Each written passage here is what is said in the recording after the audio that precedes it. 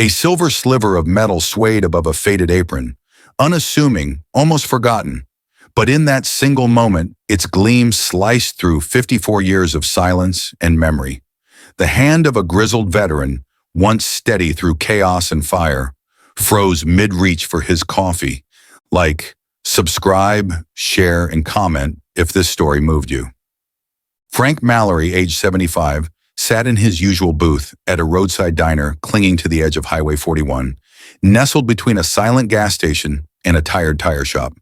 The cracked vinyl seats and faded tiles hadn't changed in years, nor had the bitter, lukewarm coffee. It was the only part of his world still grounded after his wife's passing. Twice a week, he read the entire newspaper, from headline to obituary, as if honoring the living and the lost in one breath. But that morning, something was different. A young waitress, new, early 20s, with the kind of careful movements that signaled she was still finding her place, greeted him softly. "Coffee refill, sir." He didn't look up, just nodded. She poured, offered a polite smile, and turned away. And that's when he saw it, a silver military dog tag glinting briefly from under her uniform. A flash, a ghost. When she returned, he asked, "Your name, miss?" "Jenna," she smiled. That dog tag, is it yours?" "Not exactly," she replied. "It belonged to my uncle. I never met him. My mom gave it to me." Frank's world narrowed. That tag. He knew it.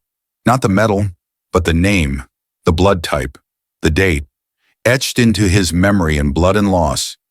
He left a larger tip than usual that day. His hands trembled. His steps were slower. Back home, he retrieved a weathered shoebox. Inside, mementos of a life lived in the shadow of war. A folded flag from his wife's funeral, ribbons and medals he never displayed, and a matching dog tag. Private First Class Liam Calder. O positive. 1969. Frank held it as if it were a sacred relic, and in his mind the jungle returned. Humid, green, and filled with sounds of war. Helicopter blades, gunfire, the desperate gasps of a dying brother in arms. Liam had been just 19, a boy with dreams of pancakes and a restaurant, barely old enough to shave, drawing home in his journal. Frank, only 2 years older, had taken him under his wing, protector, mentor, friend. During a recon mission outside Da Nang, they were ambushed. Liam was torn by shrapnel. Frank dragged him to cover, applied pressure, called for medevac, surrounded by fire. Liam's final whisper, soaked in blood and courage. "Tell my sister." I wasn't scared. Frank wrote the letter, poured his heart into it, but it was returned, marked, address unknown. The next day, though sleep had escaped him, Frank returned to the diner. "Your usual?" Jenna asked, smiling. "Yes, please," he replied, watching, waiting. When she leaned to pour, the tag slipped into view again. He reached, gently halting her hand. May I see that?" She nodded. He turned it over. "Liam Calder, O positive, 1969. His voice cracked. "You said he was your uncle?" She nodded slowly, a quiet seriousness filling the space between them. "My mother's brother, killed in Vietnam. She never talks about it." Frank placed the tag back on her chest. His hand trembled. "I was with him," he whispered, "when he died." She sat down, the room fell away. "What do you remember?" "Everything." They talked, of pancakes, of Beatles songs, of a boy who wanted to feed the world. And for the first time, Frank saw not just Jenna, but the bridge she unknowingly was, between past and present. The next week, she didn't return to work. Frank feared the moment had overwhelmed her. But Sunday arrived, and with it, Jenna. Not in uniform.